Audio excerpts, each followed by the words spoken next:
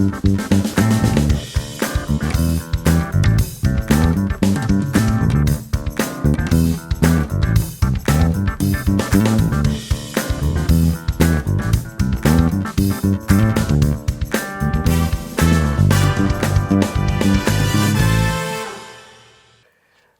and welcome to Heart of the Matter. My name is Adeolu. And I'm Abiswe.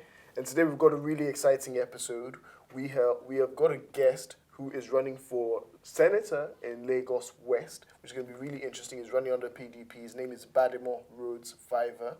And I'm really excited about it. I'm really excited because I think it's important that young people start running for positions of government in this country, integral positions of government. And I'm looking forward to hearing, beyond that he is young and he is running, what his moral values are, what he stands for, what he hopes to do. Yeah, I'm interested in that as well, seeing what his ideals are, but also he joined PDP, so I had something like what made you make that shift? Yeah. Especially when, of course, it comes with, I guess, some expectations. Yeah. What it takes for a young person to join such a strong, established party. So I look forward to that, and we will find out more about it right after this break, when we're sat down with Gbadebo Rhodes-Vivour. Please join us. I'm Adeolu Adefrasin, and I'm here with Gbadebo Rhodes-Vivour. I'm really glad to have you here, Good to be here.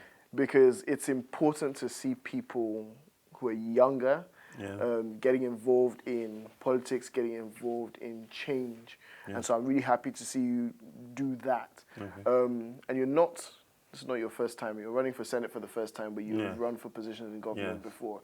So I want to understand what your run was like when you were running for local government chairman, what you learned from your run, and also the reasons behind deciding to get involved. Okay, so I'll start from the experience of running for local government chairman. It was I would say it was like baptism by fire into politics, because we had to campaign and build a structure at the same time. Anybody that understands the dynamic of politics will realize how difficult that is, But it was very insightful, because I got to see Nigeria for what she is, as opposed to what we imagine she is, or what we think Nigeria ought to be, and just see for what it is, because grassroots politics, local government elections are door to door, house to house, people knowing themselves, and you find that the grassroots, people actually, at the base grassroots, people really care about who is representing them, because they know these people, So it's very, very interesting. In terms of the why is a direct result of anger at the status quo, at the mediocrity that this country has entrenched itself in for most of my life. I got involved in activism, genetic modification. I was against it, and I debated the former Minister of Agriculture, debated DG of NABDA, MDMA, and just pushing to educate the populace about this technology and how harmful it is to our exports, to our health, to sustainability of our agricultural sector. Yeah. And it culminated in me, in partnership with some other people, leading a 2,000-man march in the Senate. Also contributing to the Confab conference as a resource person, highlighting why we need to focus on organic food and build our farmers' capacity to actually improve yields, because 70% of our products actually rot on the farms, from tomatoes to oranges. Meanwhile, in Lagos, in Benue, kids are using oranges to play football and 70% are going bad. But in Lagos, we are importing orange concentrate. So there's this paradox of mediocrity that this country is entrenched in. We produce oil, but we queue for fuel every now and then. So I feel that at a point, something in me just said, why continue to complain? Get involved, do something about it. I don't want to be this generation that you keep hearing, oh, back in my day, Nigeria was better. I know the mediocrity that we're experiencing now. I don't want to imagine saying to my son or my daughter that back in my day, Nigeria was better. Can you imagine how much worse it must have gotten for you to do that? But that's the reality, And I feel that a lot of decision makers and representatives are making decisions that we are going to pay for. When they take those loans, we are paying for it. We might not be paying for it directly, but money that should go to social goods like healthcare, like education system, like security, they're going on recurrent expenditure. And those expenses every year are supposed to be for the benefit of our generation. So we are paying for it. And if people that are going to be paying for these costs and picking up these tabs are not sitting on the table when the decision is being made, then we're playing ourselves. Yeah. You know, so those are some of the reasons. Okay, so, and this is something that's big for me, Yes. specifically. Look at things like education, because Yes. you mentioned that, and I think, you know, when Bill Gates came to Lagos last, one of the Yes. things he said was that if you can fix education and healthcare system, then it will be hard to mess with Yes, these guys. yes. But it's the stuff that we seem to ignore Yes. or not get enough focus paid on. Yes. So, in terms of the influence that you want to have in those systems, what do you think needs to be done? What kind of steps do you think need to be taken? One, as an individual, but also as a nation, and as a government. I think before I answer that question, we need to understand why education has gotten so bad in this country. I'm sure most of us, our parents, my father went to Greg's. And when he's with his friends, well, I'm not surprised. And when he's with his friends till today, I'm sure your father does the same. They're always talking up Greg's, up Greg's. And the KC boys that are there are saying up KC. The Fimbas boys that are there, Bobby. There's so much school pride because they got so much from the education that they had. There was so much value. They talk about, my father used to play cricket all over the country. He'll talk about how he used to go on the train to go and play in Makurdi, play in Benue, you know. There was something of value to them. And you find that we are now in a system where education is not valued. Healthcare is not valued. Mainly because the people that are in those positions don't appreciate these things. And it's a short-term play, short-term politics, where, you see, if you educate a child, you cannot really use that to campaign the way you can use a borehole to campaign, the way you can use a school building to campaign, even if that school building is empty and you don't have qualified teachers. For me, by God's grace as a senator, after school programs, there's a bigger fight, a longer fight to change the school curriculum, to change the ideas and the way things are taught. So, for instance, in Nordic countries, they've done away with subjects. Yes, I was literally going to bring that up. Yeah, they've done away with subjects, which is a fantastic thing. They focus on problems, and they pull ideas from different fields to solve the problem. So they might take an idea from accounting, take something from chemistry, biology, and you come together to solve a problem, which is really what you need. You don't need a population of just crammers and people that just formulate the information, which is what we're good at, you know?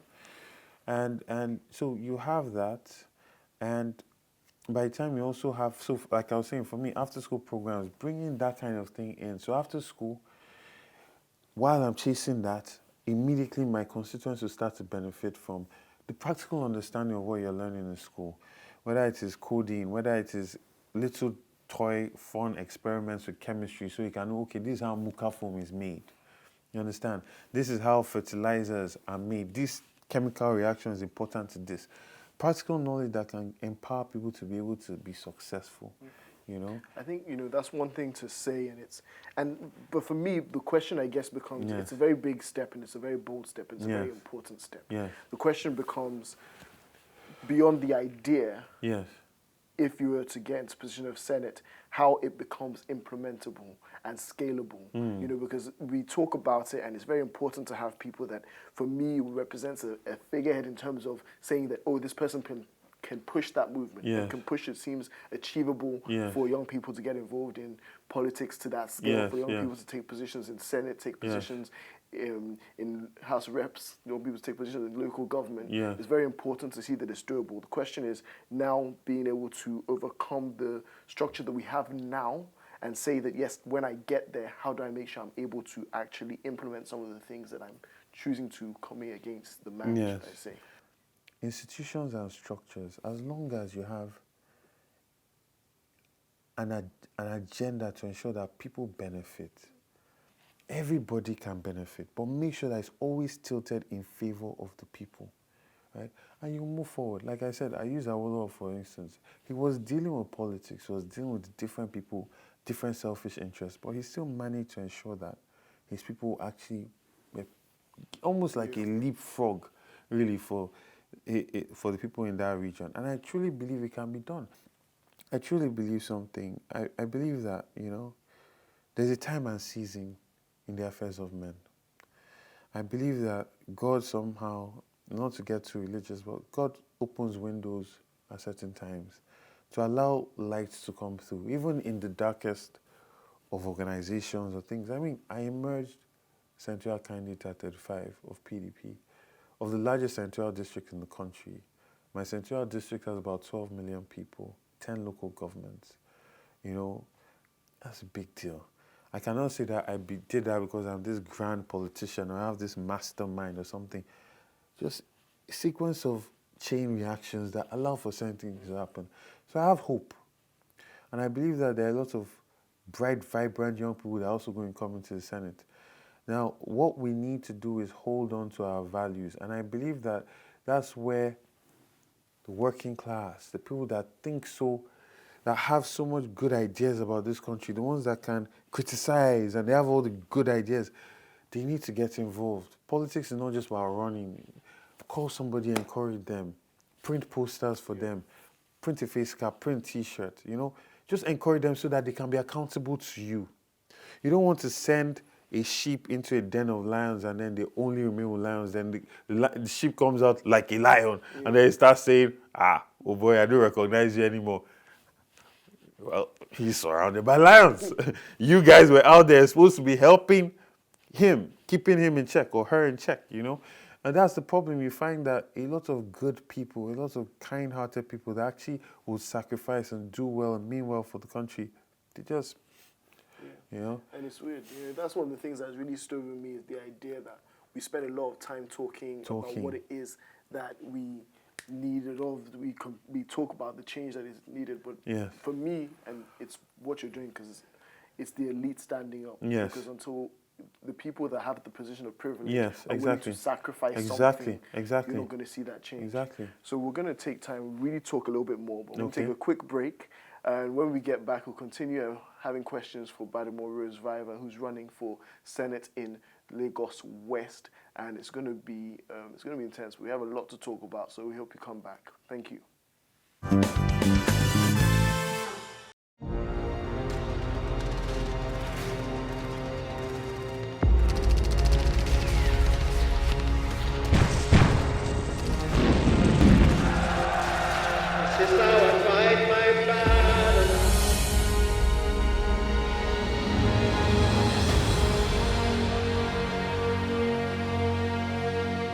But if God tells you that you're something, then you're that thing.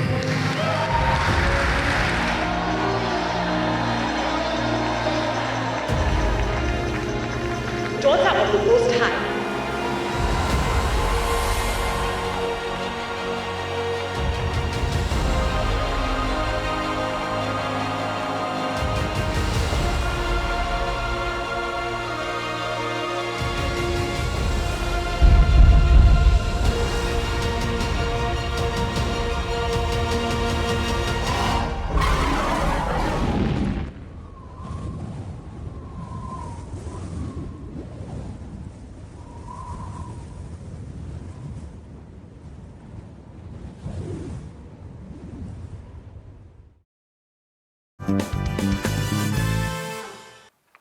Hello and welcome back to Heart of the Matter. I'm Adeolu and I'm still here with Gbadebo Rhodes-Vivour. And we've had great conversation, but I want to throw the floor open because there's so many crew members here that have questions for somebody who is running for Senate in their constituency, in their area, to understand what it is that, you're able to provide, what your values are, and all these kind of things. So I'm going to open up to the floor. Okay. Yeah, I want to know if your party will welcome an open system, that is, if they are being elected, if they can work with the opposite party. I think that PDP has a history of working with opposite parties. I mean, PDP and Lagos, APC, ACN, they've been working. I think that it's not really a party thing. We look at parties as these things that are made up of ghosts or like this spiritual thing. Parties are made up of people. Now, if two people want their constituents to benefit from democracy, they will work together to ensure that happens, regardless of whatever their party affiliations are. You find that in some states, there are places where they just need a small bridge to cross just because the governor, the same party, is upset with the assembly member. He'll say he's not going to do the bridge. You know, so you have people that have just become very arrogant, and it's not about the people anymore. It's just about their own egos and their own needs and everything. And that's why we have these kind of conversations, because it should not be a problem, you know. Ideally, if you want the people to benefit from your governance, regardless of who is the councillor or the chairman or the governor or the House of Rep member, you'll ensure that adequate provisions are made. You're more like one person, a single individual. Yes. And your team, do they have the same kind of ideology like you, or like you just spoken now? Your team, I mean, do they conform to what you just said? Okay, when you say team, I'm going to take it that you mean my fellow potential NAS members, that's the National Assembly members. There's so many vibrant faces coming on the scene now that are thinking, that want to do something that would actually solidify their own legacy and also contribute positively to the polity. And I feel that vibrancy, if we can keep it going, keep it checked, by God's grace, they win, they go in, and they meet whatever is there, and we're all together and we push for it. I think we can do a lot. I really do. Okay, my question is, have you discovered or identified people who has also been there, who share the same idea with you, but they didn't have enough strength to pull this out, or they are just waiting for more support? Second question is, do you have a godfather or a mentor? Okay. So from your first question, I think that we really underestimate the level of mediocrity of the people that we send to represent us. There are a lot of people that just don't know any better. Let's not overblow this thing that we say, oh, there are problems here, there are problems there. No. You go in, you have an idea. You look for like-minded people, or you sell the idea. See, the truth of the matter is this: every politician wants to win. That's the basic thing. Every politician wants to win. If you can present an idea that gives them the light and the potential to win their next election, they're going to get on it.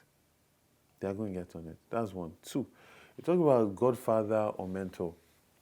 When I was in Core Party, I said, you know, no godfatherism, blah, blah, blah, blah, blah, blah, blah, which still holds true. But I would say that I don't have any godfather. 10 local governments, I have leaders. That's how it is in political structures.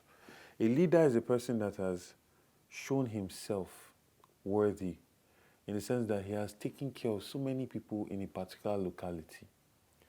So when you understand that, you understand the idea of these leaders. And if I'm coming from Ikeja local government and I want to run for senator in 10 local governments, I have to work with leaders that will be able to vouch for me and say, this is our son, oh, this is what he has done, we believe in him. Then those people that are behind his back will also adopt me as their son. Because as a young man at 35, to emerge, clearly somebody must also be willing to listen to me as well. So now I'm going to throw it open to our co-host. Obisoye, do you have any questions? You've been listening in, anything that stood out to you, anything that you want to know? I'll try to make it more specific. There's godfather politics. There's the idea of trying to break the mold and raising a generation of new leaders. Okay. Now, looking back and just doing research or seeing pictures of old Nigeria and what it was like and hearing stories, it makes me so sad. And realizing that, I personally feel like there's an entire generation of leaders that need to step down and need to start thinking about handing over.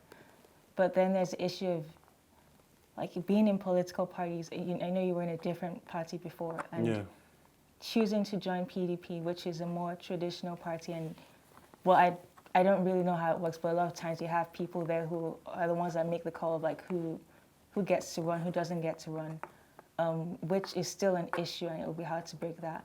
But we have the independent parties where, I guess for me as a voter, I'm like, am I throwing a vote away by voting for this person? Or I don't know if it can be some sorts of grassroots movements for the independent parties where we have a new wave of people from that, and we have people actually voting for that. So I guess for you, I was wondering, in switching to PDP, what were your goals, and what compromises do you have to make, and what do you see yourself adding to the party and running for your position?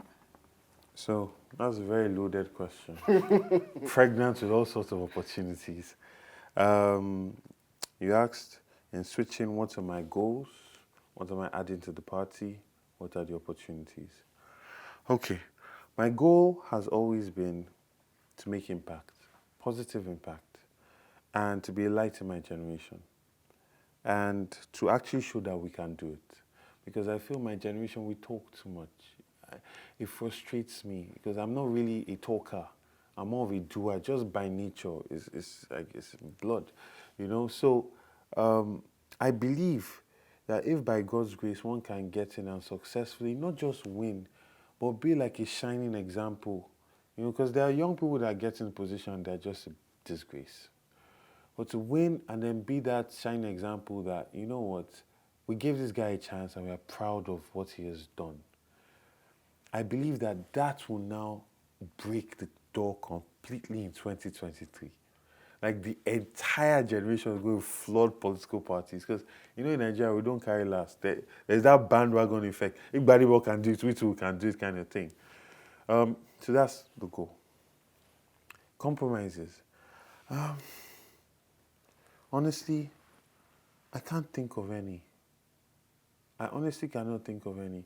You see, a lot of independent parties believe they have an ideology. But an ideology does not hold any weight until you've been in a position of power and have shown that you can stick to that ideology.